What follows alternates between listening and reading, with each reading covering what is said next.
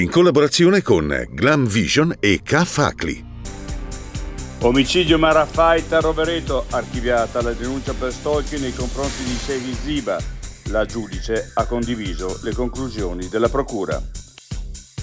Stop a telecamere e microfoni nelle piazze di Trento per prevenire reati e pericoli. Il sindaco: ci atteniamo alle prescrizioni, ma il progetto è europeo.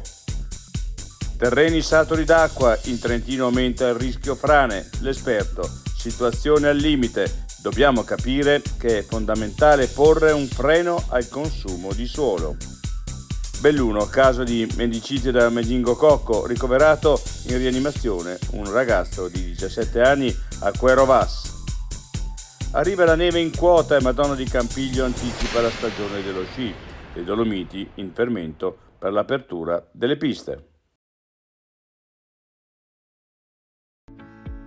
Sei un lavoratore autonomo o hai una piccola impresa? Scadenze fiscali, novità normative, fatture e versamenti. Sono molte le cose che possono farti girare la testa e perdere tempo. Non rischiare. K-Facli ti dà una mano ed è pronto a risolvere ogni tuo dubbio.